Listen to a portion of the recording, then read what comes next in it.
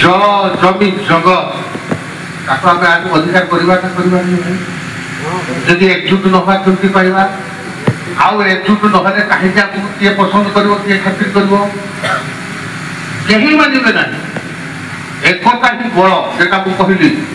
ଆମକୁ ଏକତା ହେବା ପାଇଁ ପଡ଼ିବ।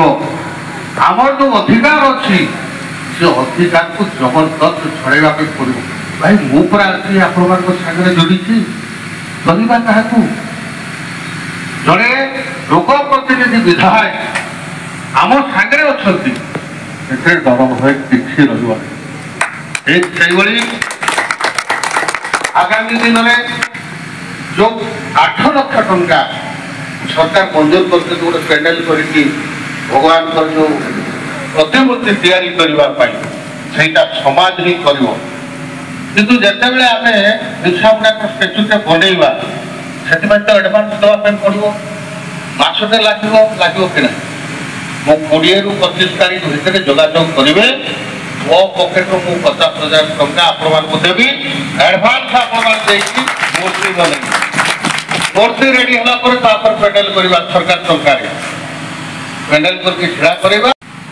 ସେଥିପାଇଁ ଏବେ ମୁଖ୍ୟମନ୍ତ୍ରୀ ଦଉଛନ୍ତି ଆଦିବାସୀ ଭବନ ଗୋଟେ ଦଉଛନ୍ତି, ସେମିତି ବିର୍ସାମୁଣ୍ଡାଙ୍କ ନାଁରେ ଏଠି ଗୋଟେ କେମିତି ସ୍ମୃତି ଭବନ ହବ, ତାକୁ ମଧ୍ୟ ଆଜିକା ଦିନରେ ଗୋଟେ ରେଗୁଲେସନ କରନ୍ତୁ। 50 ଲକ୍ଷ ଟଙ୍କା ସେଇ ରେଗୁଲେସନଟି ମୋତେ ଦେବେ। ମୁଁ ସୋମବାର ଦିନ ଉପରଓଳି ଯିବି। ସନ୍ତୋଷ ଭାଇ ବା ଆମର ଅଛନ୍ତି ହାଡ଼ିବନ୍ଧୁ ଭାଇ, ଆଉ ନହେଲେ ହରେକୃଷ୍ଣ ଭାଇ ଅଛନ୍ତି, ଆପଣମାନେ ସେ ଆପ୍ଲିକେସନକୁ ଯାଇକି ଦେଲେ ମୁଁ ସୋମବାର ଦିନ ଉପରଓଳି ଗଲେ ସନ୍ଧ୍ୟା ସୁଦ୍ଧା ମୁଖ୍ୟମନ୍ତ୍ରୀ ପାଖରେ ଡିପୋଜିଟ୍ କରିବି। ମୁଁ କହିବି ଗୋଟେ ମାସ ଭିତରେ 50 ଲକ୍ଷ ଟଙ୍କା ମଞ୍ଜୁର କର। ଆଉ ହବ ବି ମଧ୍ୟ ଯଦି ସଂସ୍କୃତି ଭବନ ହେଲା, ବର୍ଷା ଦାଉଠୁ ଆରମ୍ଭ କରି ବିଭିନ୍ନ ଯେତେବେଳେ ଯାହା ବି ହେଉଛି ଆମେ ସେ ଭଲରେ ବସିକି କାର୍ଯ୍ୟକ୍ରମ କରିପାରିବା। କିଛି ନହେଲେ ବି ବାହାଘର ଭଲ ମନ୍ଦରେ ମଧ୍ୟ ବ୍ୟବହାରରେ ଲଗେଇ ପାରିବା। ବିଭିନ୍ନ ସାଂସ୍କୃତିକ କାର୍ଯ୍ୟକ୍ରମ ମଧ୍ୟ କରିପାରିବା। ତେଣୁ ଏତିକି ଆପଣମାନେ ଆଜିକା ଦିନରେ କରନ୍ତୁ। ଗୋଟେ ପ୍ରସ୍ତୁତି ବୈଠକ ଯୋଉଟା ଆଜିକା ଦିନରେ ହେଇଛି, ଏଟା ଗୋଟେ ଛୋଟିଆ ବୈଠକ ନୁହେଁ, କି ବିରାଟ ବୈଠକ। ଏଇ ବୈଠକର ଯାହା ଆମେ ନିଷ୍ପତ୍ତି ନେବା ସେଟା ସରକାର ମାନିବା ପାଇଁ ବାଧ୍ୟ। କାରଣ ଆଦିବାସୀ ସମାଜ ସ୍ୱାଭିମାନୀ ସମାଜ। ସେ ଥରେ କହିବ, 2 ଥର କହିବ, 3 ଥର କହିବ, 4 ଥର ବେଳକୁ ଜମା କହିବ ନାହିଁ, କଥା ବି ହବ ନାହିଁ। ଏଇ ହେଲା ଆମ ସମାଜ, ସ୍ୱାଭିମାନ ସମାଜ। ତାର ଗୋଟେ ସ୍ୱାଭିମାନ ଅଛି। 1000 ଥର ସେ କହିବନି, କାହିଁକି କହିବ? କହିବ ତ କଣ, ନହେଲେ ନାହିଁ, ଏହା କହିକି ପଳେଇବ। ଏମିତି ବି କିଛି ଲୋକଙ୍କର ଘର ଦ୍ୱାର କଲପତ୍ର ବି ହଉନାହିଁ, ଏଟା ସ୍ୱାଭିମାନ ଜାତି। ସେଇଥିପାଇଁ ମୁଁ କହୁଛି, ଯୋଉମାନଙ୍କର କିଛି ବି ହେଇନାହିଁ, ଏଇ କମିଟି ମାଧ୍ୟମରେ ସରକାରଙ୍କର ଯାହା ଯୋଜନା ଅଛି ତାକୁ ଡେଭଲପମେଣ୍ଟ କରାଇବା। ମୁଁ ସଦା ସର୍ବଦା ଆପଣମାନଙ୍କ ପାଖରେ ଅଛି। ଭଲରେ ମନ୍ଦରେ ସୁଖରେ ଦୁଃଖରେ ସବୁ ସମୟରେ ମୁଁ ଆପଣଙ୍କ ସମାଜ ସହିତ ଅଛି। ସବୁ କାମ ଆପଣମାନଙ୍କୁ କରାଯିବ। ତେଣୁ ସନ୍ତୋଷ ଭାଇ, ଆଜିକା ଦିନରେ ଏଇଆ ହେଲା କଥା। ଗୋଟେ ରେଜୁଲେସନ ଲେଖିବେ, ମତେ ନେଇକି ଦେବେ। ଦରକାର ହେଲେ ଆପଣଙ୍କର ଗୋଟେ ଟିମ୍, ମୁଁ ଯେତେବେଳେ କହିବି ମୁଖ୍ୟମନ୍ତ୍ରୀଙ୍କୁ ଯାଇକି ଦେଖା କରିବେ ଭୁବନେଶ୍ୱରରେ। ଏତିକି ଖାଲି ଗୋଟେ କାମ ଆପଣମାନଙ୍କର ରହିବ, ସେତିକି କାମ ହେଇଗଲେ ହେଇଯିବ। ଆମର ବ୍ରହ୍ମାନନ୍ଦ ଭାଇ ଆଉ ଆମର ବୁଧରାମ ଭାଇ କହିଲେ, ଭାଷାରେ ତ ସେୟାର କରିଦଉଛୁ ସବୁ କାଳିଆ ପତ୍ର, ଆମର କିଛି କରୁଛୁ। ତାର ବି ଗୋଟେ ଶିବ ମନ୍ଦିର କରୁଛି।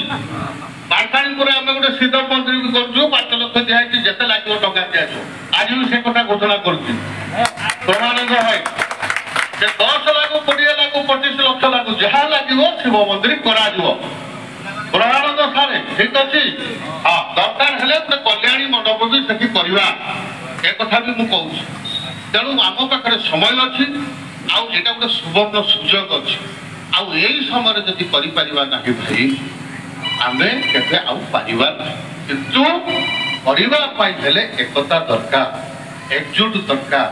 ଯେତେବେଳେ ଯୋଉଠି ବି ଆମେ ଡାକିବା, ସମସ୍ତେ ଲିଡରସିପ ମାନେ ଟିକେ ଆଗ ହେଇକି ଆସିବା ଦରକାର। ସାଧାରଣ ଲୋକଙ୍କ କଥା ମୁଁ କହୁନାହିଁ, କାହିଁକି?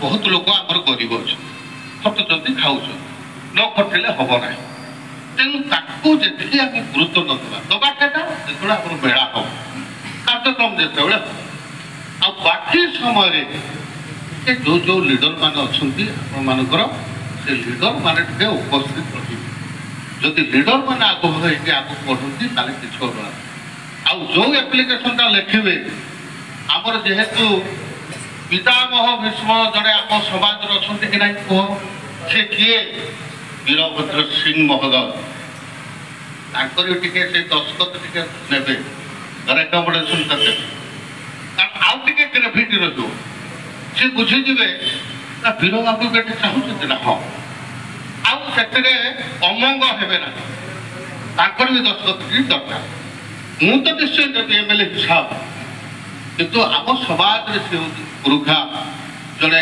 व्यक्ति एवं बहुत दिन राजनैतिक व्यक्ति बहुत अभिज्ञता अच्छी पुराना लीडर आज भी समस्ते पसंद कर खातिर कर जानी जो गोविंद की गोविंद जो राष्ट्रपति थे रामनाथ कोविंद सी पर डाकिले ए पगुड़ी बंधु को डाक बोली आपणकर भुवनेश्वर गोटे मीटिंग जाता चिंता तो पगुड़ी से जाणीदे यूनिवर्सिटी भितर ये हूँ वीर बाबू तेणु ताकर छाप भारत वर्ष अच्छे खाली उदय कथा नुहे ताकर छाप ताकर चिन्ह भारत वर्ष वीरभद्र सिंह कहले बहुत लोग जानते खाली वीरभद्र सिंह कहले जानवे मंत्री वीरभद्र सिंह कहले तेणु आम सम्मान दबा सी आम वयोज्येष्ठ राजनैतिक व्यक्ति भी दस्खत नवा आहेतु टे बारिपदार कार्यक्रम रखी भाई आज आ बेसी समय दे पारना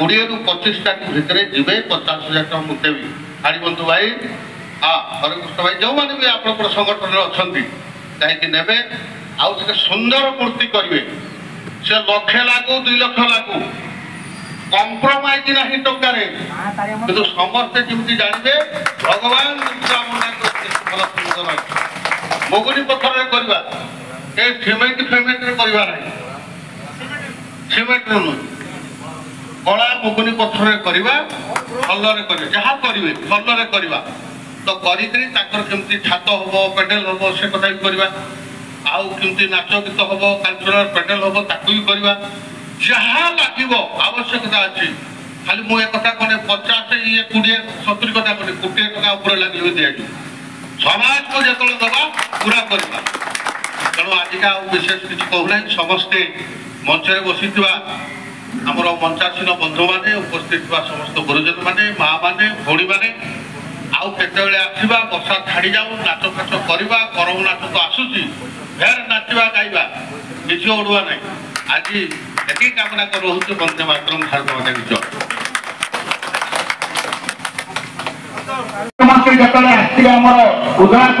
जय उदय को घोषणा करते कालिया पदाटे गोटे बड़ आम बिरसा मुंडा प्रतिमूर्ति स्थापन करें तेणु से कथा आज सी पालन कर आज 8 लाख अनुदान देते बाबद भविष्य मुझे भास्कर भाई कहि 8 लाख जमी 80 लाख से कथा निश्चय करेंगे आईटा सामान्य खाली मूर्ति तो यार गोटे विश्व पैनल जमी हम से मत रहा आउ गोटे अनुरोध जरा भास्कर भाई आमर आदिवासी गाँ गुड़ा साधारणतः अपहृत होगी साधारणतः से हामलेट अवस्था अच्छी तो केमी सब रेवेन्यू बुलेट कर किसी उपकार पाइबे सरकार गुड़े उपस्थापन करेंगे और यथा संभव यथा शीघ्र से नोटिफिकेशन हो जाए छोट छोट हामलेट गुड़ाक रेवेन्यू बुलेट परिणत हम से कथा